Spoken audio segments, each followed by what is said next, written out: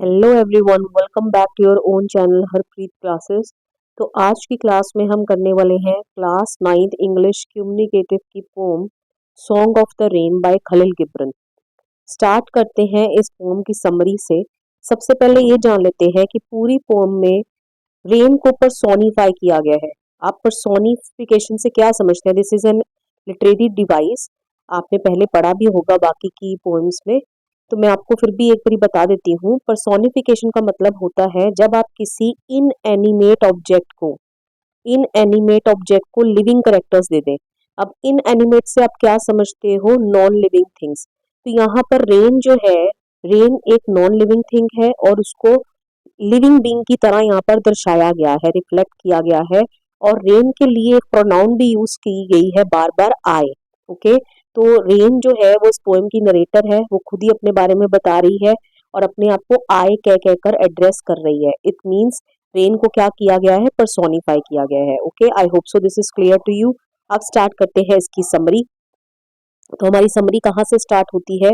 The whole poem has been personified. I refers to the rain in the whole poem. Okay. At first, rain compares itself to the dotted silver threads. Means rain droplets appears to be long silver threads which are dropped from the heaven sky by the god. तो rain सबसे पहले अपने बारे में क्या बताती है? अपने आप को कंपेयर करती है किसके साथ? डॉटेड सिल्वर थ्रेड्स के साथ। ठीक है, कहने का मतलब रेन ये कहना चाह रही है कि जब वो ऊपर से गिरती है, ठीक है, स्काई पर से नीचे गिरती है, तो वो किस तरीके से अपीयर होती है? जैसे सिल्वर के जो धागे हैं वो नीचे गिर रहे हैं। ओके, कहाँ से गिर रहे हैं? हेवन से गिर रहे हैं, मतलब स्काई से गिर रहे हैं। और उनको कौन गिरा रहा है? By the god. ठीक है, कौन उनको गिरा रहा है? God. Okay, rain is welcomed by nature. तो रेन को जो नेचर है हमारा वो वेलकम करता है। Rain beautifies nature by filling new life in the fields and valleys. ठीक है, तो रेन जो है वो नेचर में एक नई जान भर देता है। कैसे? फील्ड्स के अंदर नई जान भर देता है अपने अराइवल से, वैलीज के अंदर एक नई चमक आ जाती है। Okay, clear. आगे बढ़ते हैं। Rain calls itself beautiful pearl because rain drop has the lustre of a pearl. तो रेन यहाँ पर अगेन अपना कंपैरिजन कर रही है और क्या बोल रही है? अपने आप को एक मोती बोल रही है। क्यों? क्योंकि रेन ड्रॉप जो है, जो रेन की बूंद है, वो बिल्कुल चमकती है। किसकी तरह? उसके अंदर लस्टर है, शाइन है, मोती वाली। Okay, the rain claims that it is a pearl plucked from the crown of Ishtar. Ishtar क्या है? Goddess of love, war and fertility. By the daughter of dawn early morning time before day breaks, उसको हम don बोलते हैं। To beautify gardens. Okay, अब यहाँ पर क्या बोल रही है रेन? रेन ये कह रही है कि ये पर्ल तो है, लेकिन ये पर्ल कहाँ से प्लग किया गया है, कहाँ से तोड़ा गया है? क्राउन ऑफ इश्तार, इश्तार के मुकुट से। ओके, इश्तार यहाँ पर क्या है? गॉडेस है। ठीक है, कौन सा goddess? Of love, war, fertility. और गॉडेस के क्राउन से, इश्तार के क्राउन से इस मोती को किसने तोड़ा है? Daughter of dawn. ठीक है, डॉन क्या होता है? Early morning time. ओके, जब अभी सुबह नहीं होती है, ठीक है, अभी अंधेरा होता है। Okay, clear. अभी डे ब्रेक नहीं होता है, मतलब सूरज पूरे तरीके से नहीं निकलता है, रोशनी हर जगह पूरे तरीके से नहीं फैली होती है, उस टाइम को बोला गया है। अब क्यों तोड़ा है डॉटर ऑफ डॉन ने? To beautify the gardens. ठीक है, आपने देखा भी होगा जब कभी आप अर्ली मॉर्निंग पार्क में जाते हैं तो लीव्स के ऊपर क्या पड़ी होती हैं? वाटर ड्रॉपलेट्स होती हैं। ठीक है, जिसको हम ड्यू बोलते हैं, ओस बोलते हैं हम, राइट? तो ये वही है। Okay, clear. आगे बढ़ते हैं। When it cries, raining heavily, the hills rejoice। तो रेन अपना अलग अलग जो फॉर्म ऑफ ड्रॉपिंग यहाँ पर एक्सप्लेन कर रही है और क्या बोल रही है कि जब वो क्राई करती है, ठीक है, क्राई करना तो ह्यूमन बींग्स का काम है, लेकिन यहाँ रेन अपने लिए क्राई वर्ड यूज करिए। अगेन देखिए, रेन ने अपने आप को क्या किया है? पर्सोनिफाई किया है। ओके, तो रेन ने नहीं पर्सोनिफाई करा, पोएट ने रेन को पर्सोनिफाई करा है। Okay, clear. और रेन को नरेटर बताया इस पोएम का। तो जब रेन क्राई करती है, कहने का मतलब जब बहुत तेज गिरती है, द हिल्स रिजॉइस, तो हिल्स खुश हो जाती हैं। When it humbles itself, meaning shower slowly down, the flowers begin to bloom all around. Okay, तो जब ये धीमे से बहती है, को बोल रही हूँ, धीमे से गिरती है, तो फ्लावर्स क्या करते हैं? खिल जाते हैं। वेन इट बोज, बोज मतलब light moderate rain, first contact with the earth, क्योंकि जब आपको पता है बारिश होनी शुरू होती है तो सबसे पहले वो बो ही करती है ना, एकदम से रेनिंग हैवली स्टार्ट नहीं होती। पहले वो क्या करती है? बो करती है। बो करती है मतलब बहुत हल्की हल्की बारिश होती है, बूंदा बांदी जिसको हम बोलते हैं। Okay, clear. तो everything such as plants, animals और aquatic animals get necessary nourishment. Okay, तो इन सबको क्या मिलता है, प्लांट्स हो, एनिमल्स हो, एक्वेटिक एनिमल्स हो, ठीक है, सबको क्या मिलता है, नरिशमेंट मिलता है by the arrival of rain. Okay, और रेन क्या करती है, rain rejuvenates and purify everything and makes everyone happy या इलेटेड। ओके, तो रेन सबको क्या करती है, रिजुविनेट करती है। रिजुविनेट मतलब एक नया रिवाइवल कर देती है हर एक चीज का, पुनर्जीवित कर देती है हर एक चीज को। ओके, प्यूरिफाई कर देती है, हर एक को खुश कर देती है अपने अराइवल के साथ। ओके, आगे बढ़ते हैं। The field and the cloud are described as lovers. यहाँ पर फील्ड को, ठीक है, एंड क्लाउड को क्या बताया गया, लवर्स बताया गया है। देखिए, फील्ड हो गई नीचे धरती, क्लाउड तो ऊपर आसमान में होंगे, तो इन दोनों को मिलाने का काम कौन करता है, रेन करती है। Okay, clear.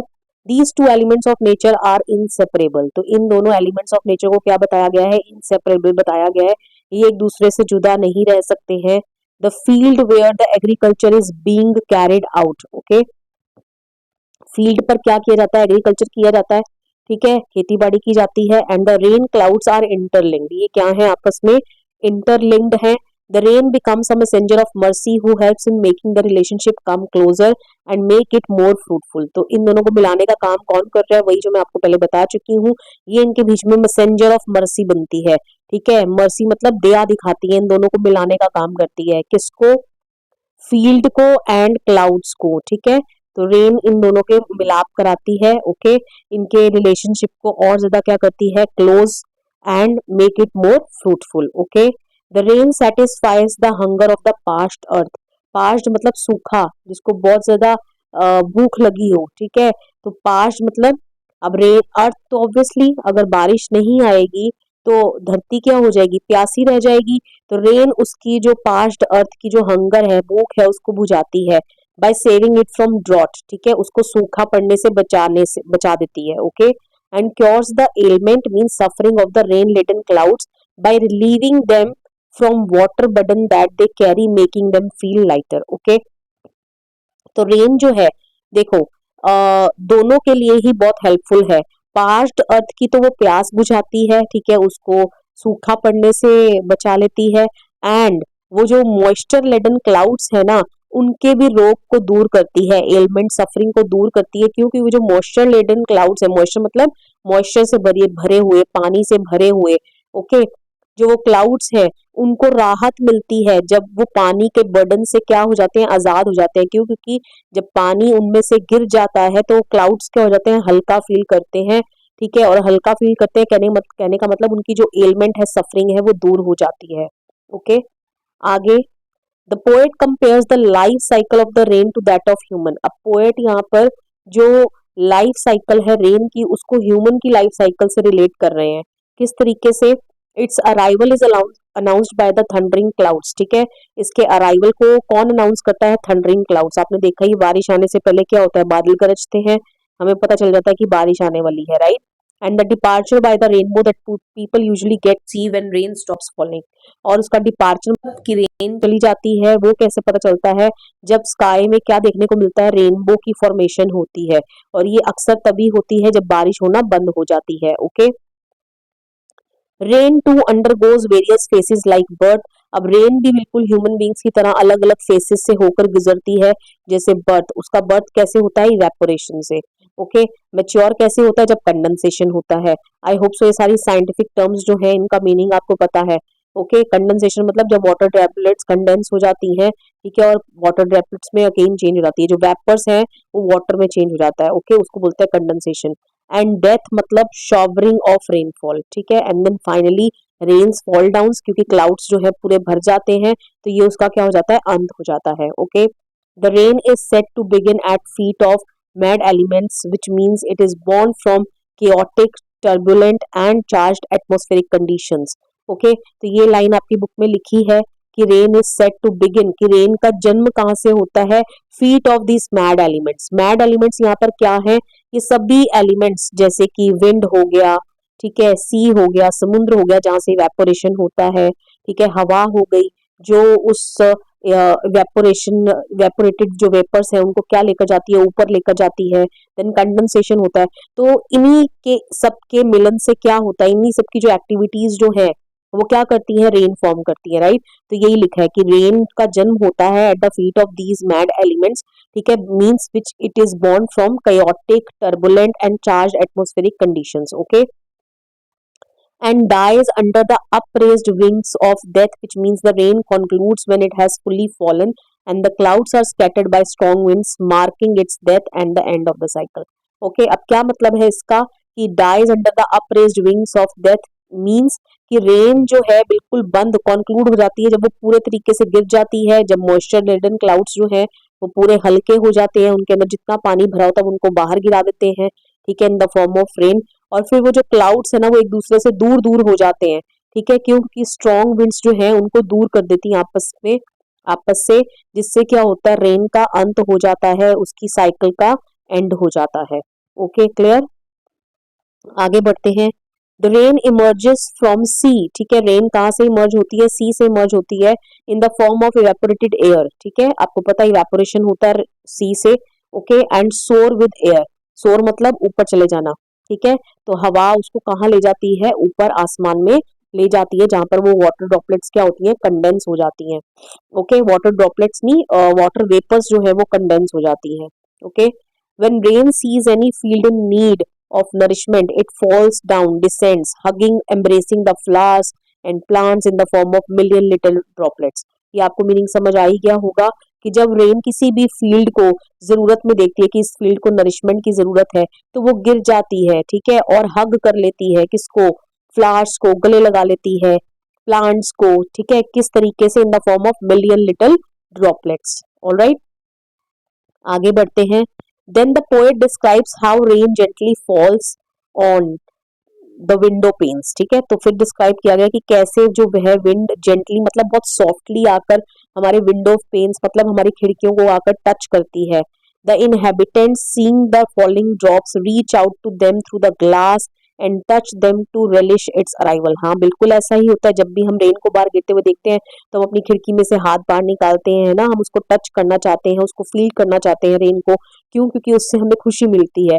तो वही चीज यहाँ लिखी हुई है कि इनहेबिटेंट्स मतलब जो भी लोग हैं, ठीक है, जो रहते हैं, जब वो रेन ड्रॉप्स को देखते हैं तो वो उन तक पहुंचने की कोशिश करते हैं थ्रू द ग्लास, ठीक है, अपने खिड़की के ग्लास में से वो बाहर निकालते हैं अपना हाथ, टच देम, ठीक है, किनको, रेन ड्रॉप्स को, to relish its arrival, relish मतलब उसका आनंद लेने के लिए कि रेन आ गई है, ओके।